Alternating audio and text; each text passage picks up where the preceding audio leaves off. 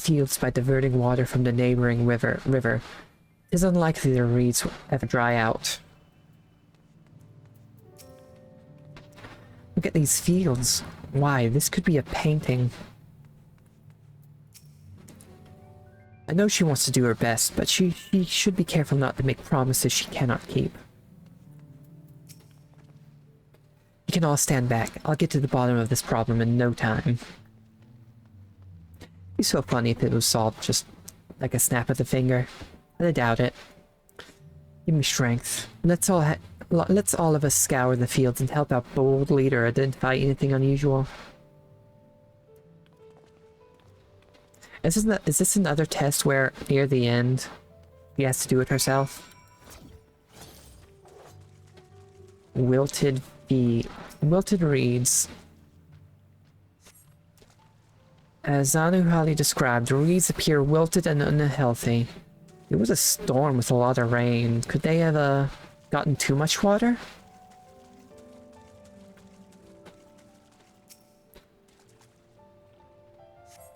The water contains no obvious contaminants and looks fresh and clear at a cursory glance.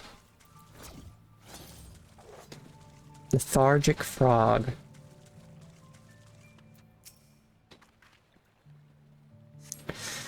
A small frog catches your eye. Strangely lackadaisical, it doesn't even bother to hop when it eventually scurries away. Maybe there's something in the water?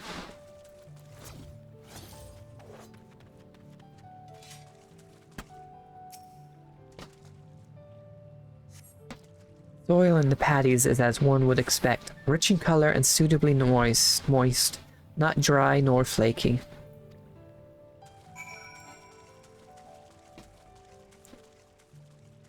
What does everyone else have to say? Oh, a water strider. A bit sluggish though. More of a water shambler.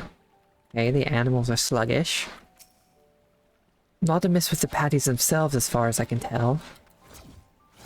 You must know something, Arendelle. Any luck? That's not what I wanted to hear.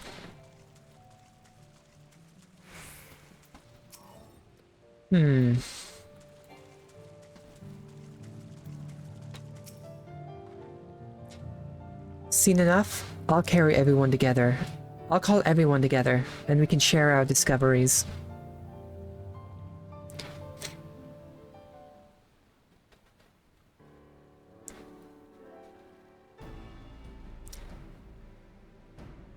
Well, what do we think? Any obvious problems? It seems like the animals seem to be a bit lethargic. I agree. The water looks to be of good quality, as does the mud in which the reeds have been planted.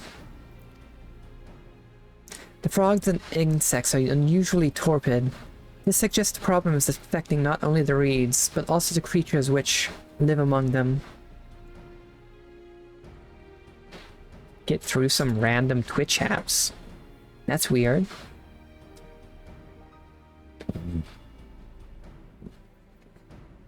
Roku TVs don't have a Twitch app. Oh yeah, that sounds very annoying to do. Well, I guess you eventually figured it out. Figuring out is always good, so you don't have to do it again.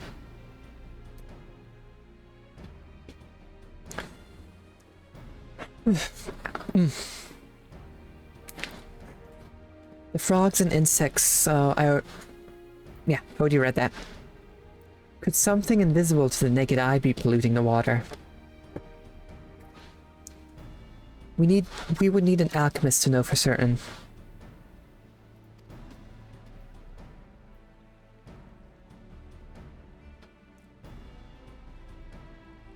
I don't have much to add about the fields, but something else occurs to me. When you were describing how the creatures seemed lifeless, I couldn't help but be reminded of the listless villagers. They've suffered a terrible tragedy, I know, but there is another reason for their flagging spirits, I believe. Go on.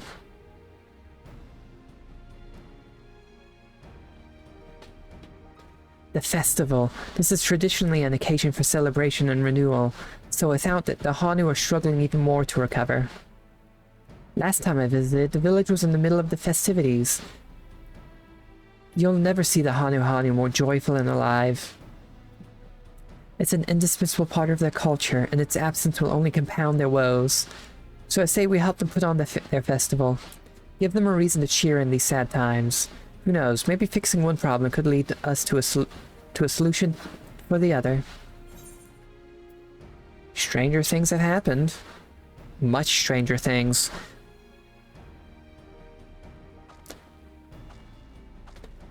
Right? I fail to see the relation between festivals and fields. Let's not be too hasty in dismissing the idea. Things which... Oh... I know, I have a feeling I know what's going on. Assuming that's where they're going. The other type of magic that's not like... ether? I forgot what it was called. The feeling one. Feelings. What's it called? The feeling magic.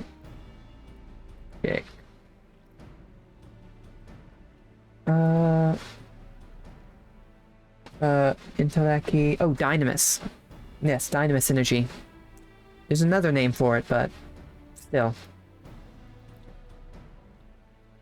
Dynamis that doesn't use, ether. Let's not to be too hasty in dismissing the idea. Things which seem unrelated can later be proved to be connected in surprising ways. True, and being bereft of ideas as we are, any proposal is worth entertaining. Negative Dynamis can definitely affect things. I suppose. Assuming I'm remembering right. I'm pretty sure I'm remembering right. Besides, this is Wuklamot's journey. It's only right that we follow her lead.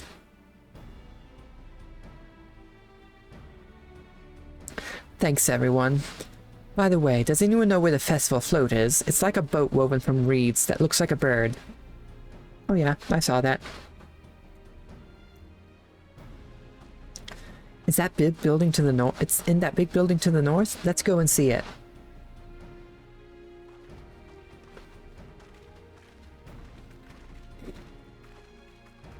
Dynamis also allows us to use limit breaks. There's much less debate when I'm traveling alone. Come on, Arendelle, I'm sure you're having fun.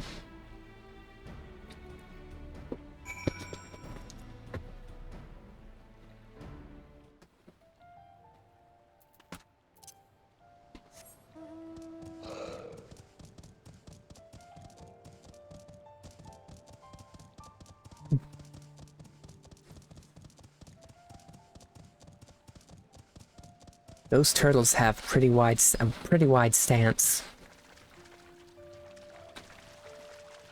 Like a gator.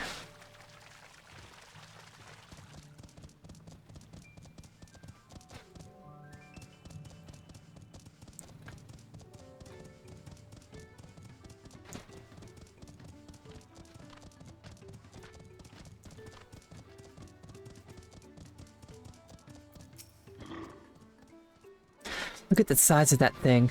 I hope they don't expect me to help carry it. The handles gave me pause before, but now I understand their purpose. It's to carry it, I guess. I've never been here during festival season, so this is all new to me too. What a charming float. I wonder what bird was the inspiration for its design. No idea. Yes, this is the float I remember. Does it not appear somewhat damaged to you? You take a closer look.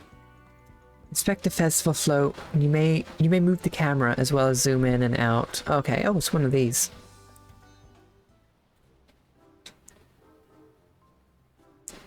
One of the eyes are missing.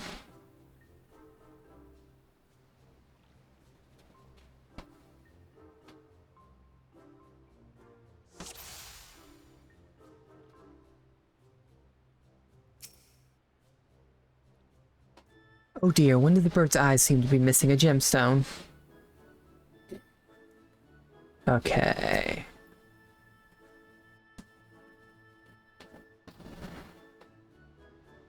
Oh, snapped? The snapped carrying pole? Oh, that one. Yeah, that one.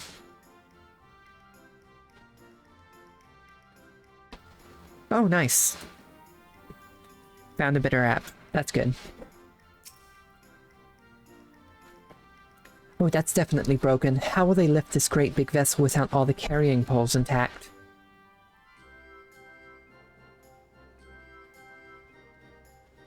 Okay. Oh, the feathers back there are all messed up. These tail feathers have seen better days. I swear the colors were a lot brighter than the last time I saw them. I'm guessing our task is to fix this boat. Well,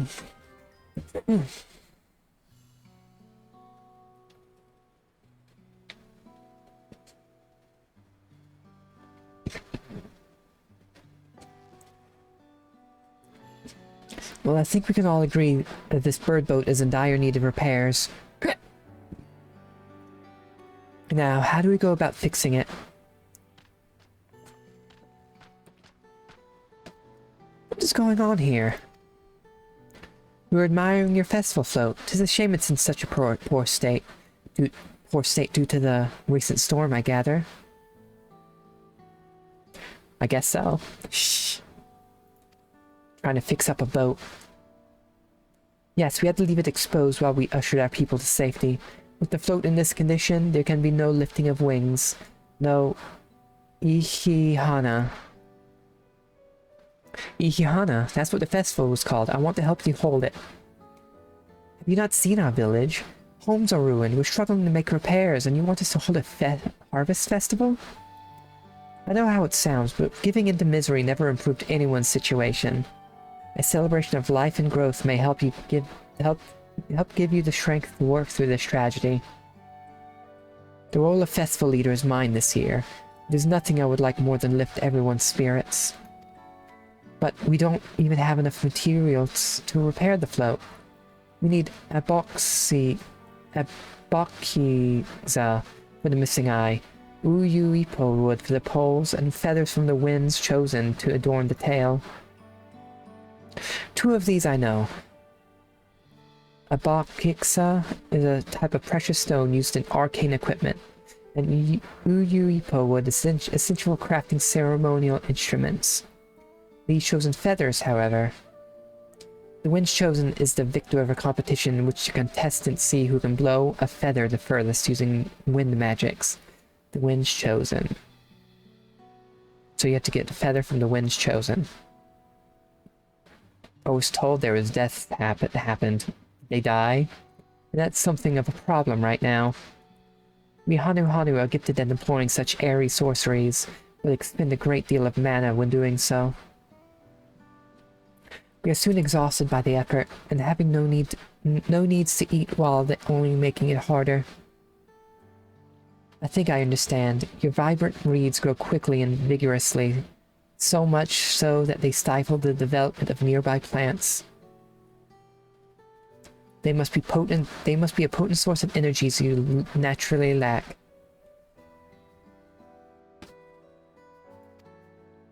They are indeed. Owing to the poor harvest this year, we've been left innervated, and if we cannot gather the correct materials as dictated by custom, we cannot repair the festival float. Oddly enough, we may have just stumbled upon our solution. The winds chosen would, by necessity, have a natural gift for manipulating natural energies, which means any feather taken from the victor should be high in ethereal conductivity. The float's construction also requires a stone used in arcane equipment, as well as timber favored from ceremonial tools. The demand for such specific materials must have an underlying reason.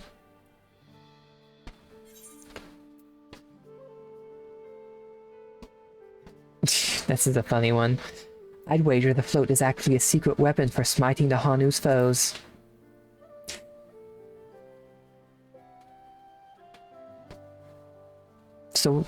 So it does what? Unleash a ray of searing light from its eyes or some such nonsense? Surely you jest. While an intriguing supposition, I arrive at a slightly different conclusion. This boat of reeds is in fact an arcane focus of some kind. A focus for what? Oh, Ikihana is a harvest festival, isn't it? That must mean the float was made to encourage healthy crops. So if we repair the boat and hold the festival, its arcane energies might fix what's wrong with the reeds. Okay, it's not Dynamis. I wonder if we're going to touch on Dynamis again. We don't know until we try, but it is a sound theory. Celebration, prayer, ritual ceremonies, these have all been known to elicit miraculous effects. Wait. The float? A tool for magic? This is the first I'm hearing of it. In the beginning, it may well not have been. After a good harvest year, there would be no reason to change it. But when the harvest was poor, new adornments were likely added, and those who performed the labor may have imbued their work with ardent hopes for a brighter future. Through years of trial and error, the Hanu would have refined their festival float into a focus for harvest prayers. Incredible. I know you're practically fainting from hunger, but reviving Ikihana really does sound like the solution to all your woes, and I promise we'll do everything in our power to help you. I'm still not convinced about this focus business, but I accept your aid nonetheless. I'll introduce you to the shipwright, who's been maintaining the float these last few years. He replaced both the eyes and poles before, so he should know where and how to procure what we need. Then allow Alice and I to acquire the feathers. We will encourage the people of Okano to gather and vie for the title of Winds Chosen by sharing with them our own reserves of mana. I'll go with you. I carry some alchemical brews that may afford the same effect. I feel like this will work. I have a feeling Second Promise and Two-Headed Supremacist wouldn't have thought about this. Actually, Second Promise might catch on. The three of us will visit Shipwright then. Not without me. I've worked hard to fix the float as best I can, and the responsibility is mine after all. I've now introduced myself, have I? My name is Linu Hanu. Nice to meet you, Linu Hanu. And certainly let's all go together. Huh. Okay. We're making progress now. The solution to Okanu's woes is as good as found. I find myself working alongside the Third Promise herself is unexpected, to say the least. Thanks to Wuklamont, we've found ourselves a promising way forward. Experience and knowledge are valuable assets, but there's something to be said for following one's instincts. Ooh, new boots.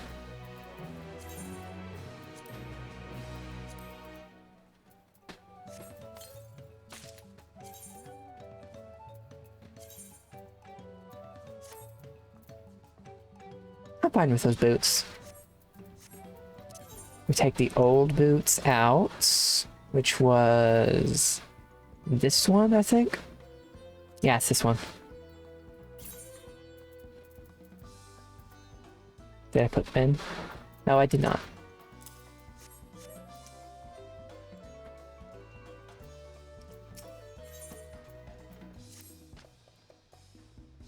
Oh, the shipwright's name is Wook-Evu. He's a Zbral who only moved to Kozama Uka a few years ago, but has since mastered our customs to an almost frightening degree.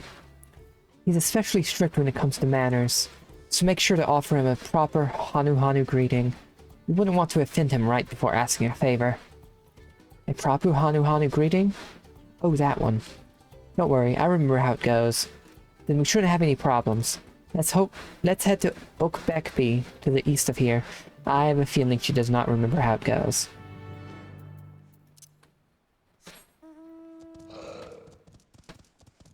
He definitely doesn't remember exactly how it goes.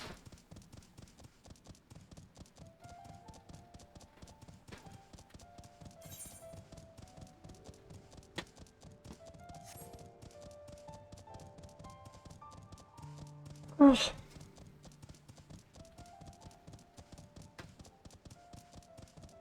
wonder if I'll finish this this part of the main series quests before I get off.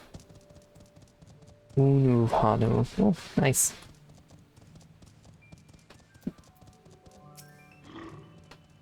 Oh, it seems they have a place here where visitors can stay. Looks cozy. Looks nice. Look over there. Do you see that big winding staircase? Oh yeah, I see it. This is Oak Beckby, the village of all. Those who drift into Kozama Uka from Tuliholal and elsewhere are welcome to live here alongside the Hanu. As for Wook Ivu, he lives and works in the House of Waters, high at the top of that large tree nearby. Follow me, but I should warn you, the climb up the stairs can be challenging.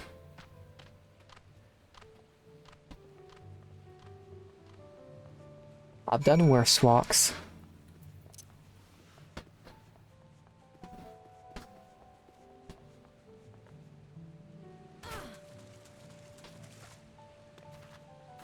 I knew I was going up there as soon as Lamont pointed it out.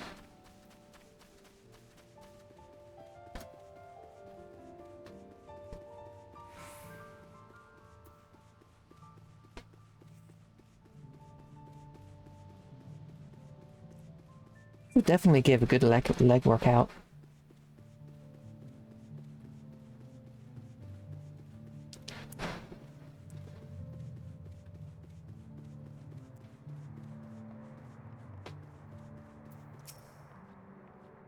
We are hoping to enlist the man's aid, so it pays not to be rude in any case.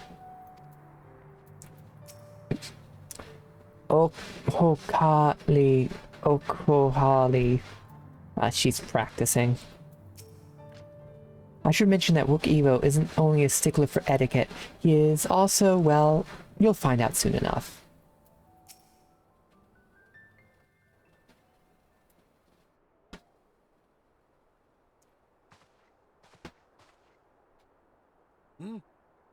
What do you want with me? Nice, it's voiced.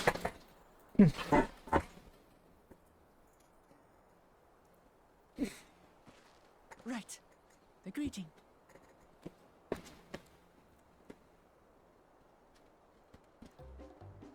Who's gonna fuck up? Oh?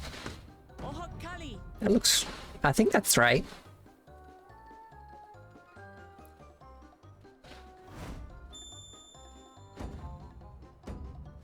Oh, Kali!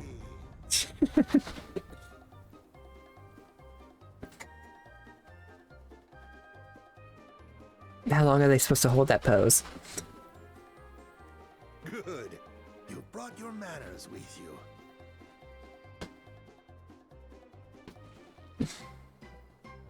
When in Ukanu, do as the Hanu do. For a country as diverse as ours, the preservation of harmony demands that we respect the cultures of all peoples who call it home. True, true. That makes sense. Well, that explains your familiarity with Hanu customs. And you speak truth, of course. To live together means to learn about each other. Yeah, yeah.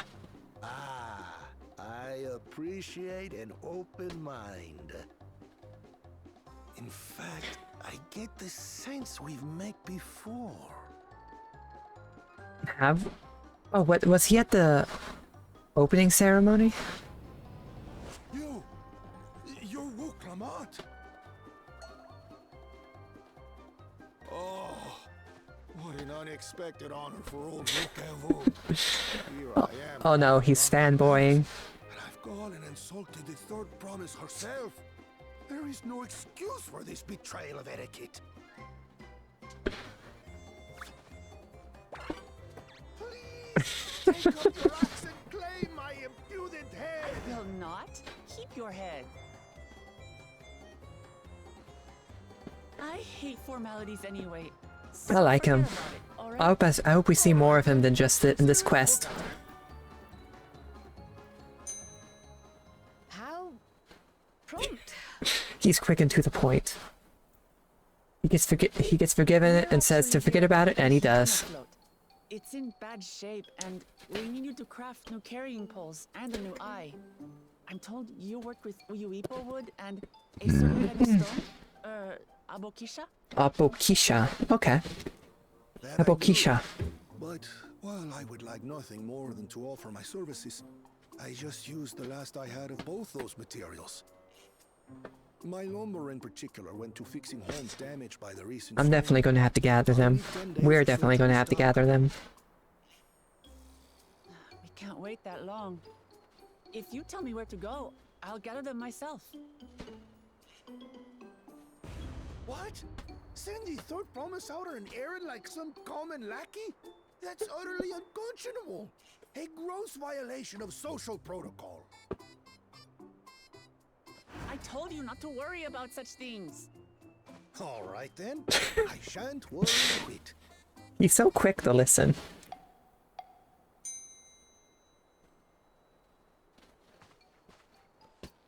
What's with your Hanu friend there?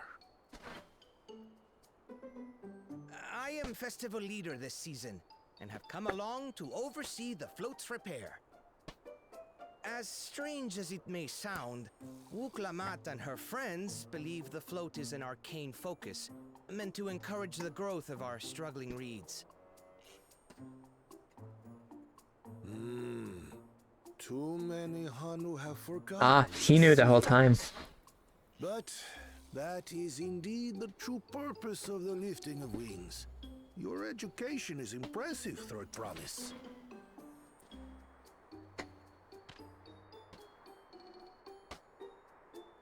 I really like this cat boy, Maybe a little. cat guy. With the horn. Show you where to procure Uyuipo.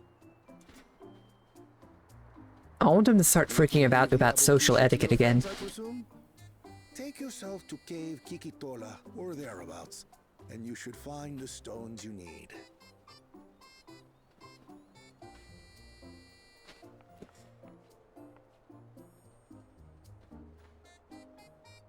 I've been there once or twice.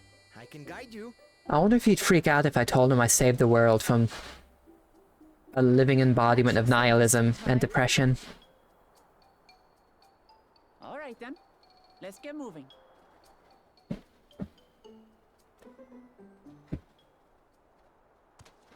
Oh great, now they know. Who-headed supremacist knows.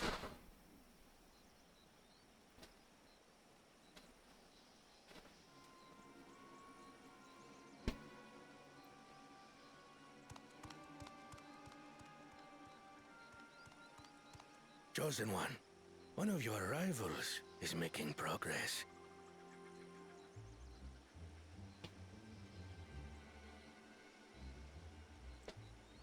I wonder when we're gonna run into Thancred and Urianger. Hana, you say? Should our first choice fail to deliver, it might be wise to let this play out.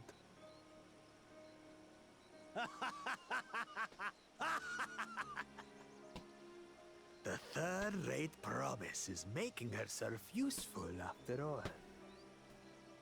We're gonna gather the stuff and he's gonna try to take it from us and take credit.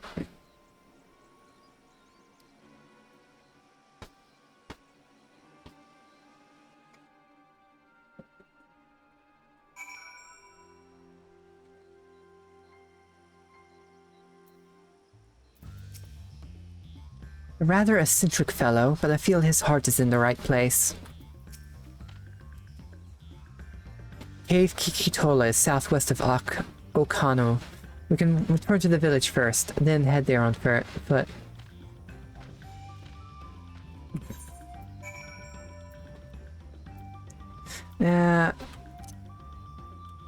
That's close enough to justify not teleporting.